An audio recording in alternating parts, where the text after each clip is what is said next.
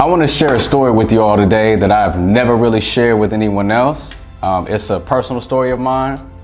It's a professional failure story of mine, okay? And I'm sharing it with you because I believe that it's valuable, okay? So here's my mindset about this. Whenever we're talking to people or sharing our stories with them, we should also not only share our wins, but we should share our failures as well. Because a lot of people experience this and they may not have a healthy perspective about it.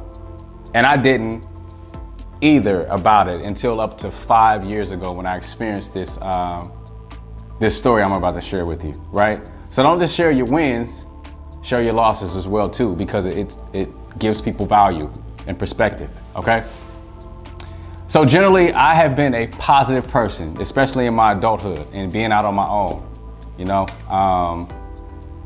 Yes, I've learned to be more positive and hone that mindset and apply that to things that I'm doing in my life. But generally, I've had positivity, right? And that's worked out well for me, especially when coming up against challenges, you know?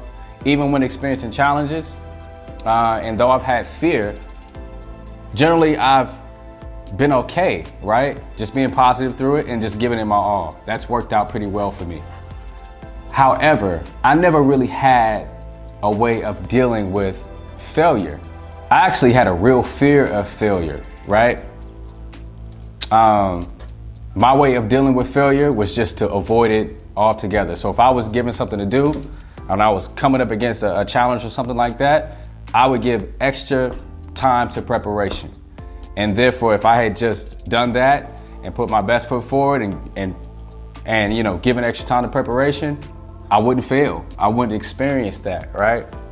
But I did experience failure after giving something my effort, my time, and my energy and preparation to it. I did all that and I still experienced failure. And it really changed my mindset about it. And ultimately, I think that it was valuable for me to go through this experience of failing, okay? Back in 2016, I got hired on with a company that is based out of Hampton Roads, Virginia, specifically Newport News. It's a huge company, and there are a lot of branches located throughout the US. So my hope for getting hired on with this company was to work my way up the corporate ladder, establish some financial stability for myself, give me a nice house, a nice car. It's pretty much what anybody would want, you know, after getting into, you know, a big company. And for the first 2 years, I did pretty well for myself, right? My goal was to get in there, focus, put my head down, avoid all the office drama and politics, and just to, you know, move up, you know, and keep moving forward. And I did that.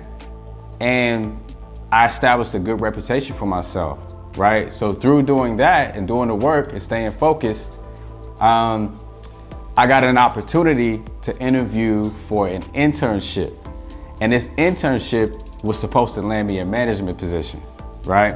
So I got this interview and I had 2 rounds of interviews. The first round was a video interview, and this was still in Hampton Roads, Virginia.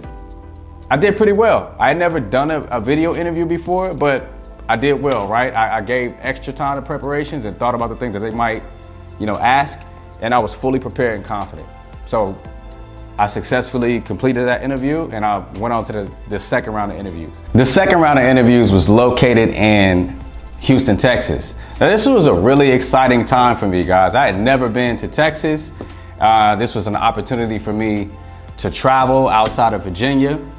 And yeah, this was exciting. It was a new experience, and it was like, man, I'm really getting opportunities here, and I'm really growing, right? So this was a very exciting time for me. So I flew out to Houston, Texas, and I met the managers there. There was a lot of different managers. As I mentioned before, this company has a lot of different branches throughout the country. So a lot of these managers from these branches were actually there in Houston, Texas for the interview process. So I got a chance to talk with them and network with a lot of the different, you know, applicants there. And I was really confident. I was real confident. I was just really excited to be there. And this was just, I was highly energetic, and I think that this rubbed off, I know that this rubbed off and gave a good impression to the managers there, right? So they really picked up on this energy, and I think that really worked to my benefit. Long story short, I knocked the interviews out of the park. At the end of the interview process, they gave us a list of relocation choices, and San Diego was on that list. And I picked San Diego, right? I told them San Diego 3 times to, just to leave no doubt in their minds as to where I wanted to go. So I know I had gotten a chance to visit San Diego about a few months prior to the interview, to that process, and I fell in love with San Diego. At the end of the whole process and, picking our relocation choices, I had to go back to Hampton Roads, Virginia and wait to see if I had even gotten hired. So a month later, and when was this? April 2018, I got the call from one of the training managers based out of San Diego. And he gave me the congratulations call and told me, hey, you're hired, right? So told me I was hired. I was super excited, super hype about it. And he told me that my start date would be in August of 2018, right? So my job in between April 2018 and August of 2018 was to fly out to San Diego and shop for apartments, right? So I did that in June 2018. I flew out to San Diego to look for some apartments. And I also got a chance to meet with some of the managers based out of San Diego. And we got a chance to vibe well, and it was cool. It was a pretty cool experience. And I also got a chance to see some of the attractions out in San Diego, Balboa Park, and then some of the other places too. I forgot, I can't recall everything, right? But yeah, it was exciting. It was exciting, it was an exciting time. So after that, I wrapped things up and I flew back to Hampton Roads, Virginia to wait until my start date. So late July 2018, I packed up my jet of 2016 and packed up everything and drove across the country. I even made a couple pit stops too. Where did I stop? I stopped in St. Louis, Denver, Colorado, the Grand Canyon, Las Vegas, and then made my way out to San Diego. Yeah, I took the long route. So August 2018, I finally made my way out to San Diego to relocate and start the position. So my job when I got to San Diego was to get some experience out in the field and also study for this internship, which would be for 9 months. And so I had to test for this internship. I had been given material to test for every month for the next 9 months. And every month, I would have to test with the regional managers and training managers, right? Just to test my knowledge. That was the goal. Everything went pretty smoothly for the first few months, right? I got a chance to meet the rest of the team that I had met on the first visit. I got a chance to meet them and everything was cool, man. We got a chance to vibe and we worked really well together. But things really took a turn when I got a list of my own accounts and the workload started to pick up. This is where everything took a turn because it was really, everything was really fast paced. I had the responsibility of managing my accounts while on the clock, while also studying for my test, and I didn't get a chance to really study while on the clock because it was really it seemed like it was a lot of work at the time. And maybe it just seemed like a lot of work at the time. And it seemed that the learning curve was so big that I really just couldn't get a handle of things. And so this really took up a lot of my time while on the clock. I didn't have enough time to study. So what I would do was after I got off the clock, I would give my time to studying, right? So my mind was really occupied really all day when it came to, this position. I figured it's only gonna be for a little bit. The internship is only for 9 months. I just go ahead and tough it out and deal with it. That didn't really work out. That didn't really work out. It seemed like I could never catch up, right? It's like the work kept piling up. And I would come into work with butterflies in my stomach, right? Just anxious because of the work that kept piling up. It just seemed like I could never catch up and get a hold on things in time. And not to mention, y'all, these tests were not going so well. So I had to, these were not written tests, these were verbal tests, right? So every month I would hop on a call with the regional manager and the training manager, and they would question me about the material. They would question me about the material that I've been studying. See, the problem is they would ask me questions that were not actually on the study material. I think they were looking for something more than just somebody who could just regurgitate answers, but I couldn't figure out what that was. I just know that, look, you guys gave me the study material, and yeah, and I gave extra preparation to that, but it just really left me flustered when they asked me things that were not on the test. There were times when they would ask me questions and I had nothing to say. It was completely silence on the phone, right? I had never experienced being at a total loss for words. This was embarrassing. And they were really picking up that I wasn't the same confident Damian that they had met back in Houston, Texas. So this was not turning out like I had envisioned. This felt like a complete disaster, right? I had envisioned myself being able to handle things a lot better, and I had envisioned myself being successful here. And what the reality of things at that time was, it was the opposite of that. This was a disaster. It was too much for me to handle at the time, and I had taken a huge risk by moving away from Virginia, because I had been in Virginia for the last 11 years. I'm originally from California. I'm not from San Diego, but I'm from California. So for the past 11 years, I had built relationships in Virginia, right? I had built a network of people, friends, friends that are like family. And I was out in San Diego experiencing this, and I was alone, right? I had a lot of times where I wasn't sleeping because I was thinking about the mess that I had to deal with and how things were not going so well. This was a tough time for me, and I was going through this alone out in San Diego. So this was really difficult for me. And also, after some time being there, I realized that I didn't really enjoy doing the work. And I felt at the time, which I still have the same mindset, if you're going to endure a process and struggle doing something, you should enjoy doing the job. You need to enjoy it, right? And I had to ask myself an honest question. If I was to continue to struggle through this whole process and complete the internship and passed all my tests, would I be happy? Would I be satisfied with it? And the honest answer to that was no. And I really had a dilemma here, and I really struggled, because I felt like if I decided to not go through with the internship and not finish and not, complete the goal that I had set out to do, then ultimately, that meant that I had failed. That was an L. I took an L on that, and that would be a failure. And I knew if I made that decision that I would have to sit with that failure. I would have to sit with that. But I had to be honest with myself, right?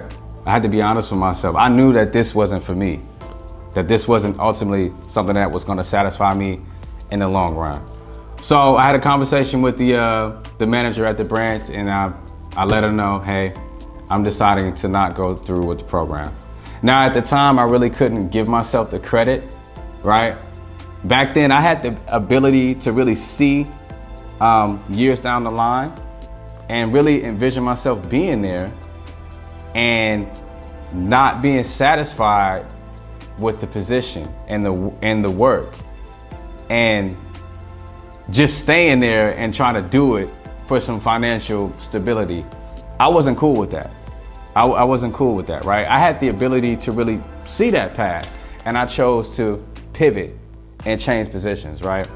If I could go back and encourage myself more and really have more compassion on myself, I would do that, because I did exercise the ability to do that, So I stayed with the company for some time after that, just in a different capacity, doing different things.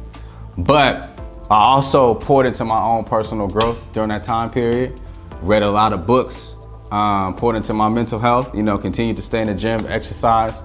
And I listened to a lot of podcasts during that time, man, a lot of podcasts, and I listened to a lot of stories about entrepreneurs. And this one reoccurring theme kept coming up. A lot of these entrepreneurs experience failure, real failure in their lives before they experience any kind of success, right? And that really took root in my mind at that time, you know, that failure often precedes success. It often comes before that. That really took root in my mind at that time. So although I had decided to not go through with the internship, I made sure that I made the best use of my time. And man, a lot has happened between now and then. So during that time, I met my wife, started building with her, and we actually got married throughout the pandemic. And my wife, she actually worked in the transportation industry. She had years of experience there. And we decided to open up a trucking business. So now, you know, here it is, 2024. We operate a small fleet of trucks. So we own our own business, right? I think during that time where I was going through that whole experience, I was able to reflect. I took a hit. I took a huge hit to my confidence. But I think it was really important for me to go through that, right? Because throughout that time, I really developed a vision of my own and a desire to start and build something for myself, you know? And I got a chance to do that. But if I had never gone through that experience, the conversation of starting a business or starting something with my wife, that never would have happened. It never would have happened in the first place. I would have continued on, and I would have, you know, I would have just stayed working in another company. It's not bad to work in another company. I think that was that happened to me for a reason, because it really gave me a real vision and desire to go a different path. And ultimately it led to something that would work for me. And so I learned something about failure, y'all. I learned something. So instead of avoiding failure, I learned that I shouldn't avoid that. That it's often a part of growth, right? And instead of avoiding failure, I learned to fail my way through it, right? So before, I would sit on the sidelines before I got started with something and overanalyze things and take a lot of time before I got started because I was trying to avoid failure. And now my mindset with that is, it's a normal part of the process, right?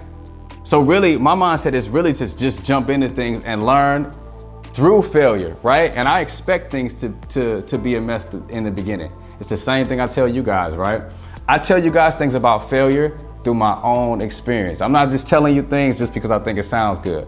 I'm sharing you guys. I know I share little small, you know, bits on, you know, Facebook or TikTok or Instagram, you know, about a growth mindset and failure, but I've learned those things through my own experience. So I'm really giving you guys a part of me when I give you encouragement about this. And I learned that, you know, we gain a lot of valuable things through our failures. It's like, yeah, we might fail and we might mess up, but we might not, a lot of times we might not accomplish those goals, but that experience is not a waste. You get a lot of information through the experience of that failure, and you can take that and then apply it to something else. That's exactly what I did. I learned a lot of valuable skills during that time, during that internship. And I use that in my business with me and my wife. In our business, I use that experience. I use those skills that I gained from that experience. I share this story to say this: perfection is an illusion, okay? And every failure is an opportunity to learn, okay? Failures do not define you. Embrace it. It's a beautiful thing to be able to embrace that and grow through it, right? I embrace failure because I value growth. And it's the same reason why you should embrace failure. It's all about growth. Hey, if you like this video, please like and subscribe and tune into more videos and more content like this to motivate, inspire, and encourage you to be the best version of yourself.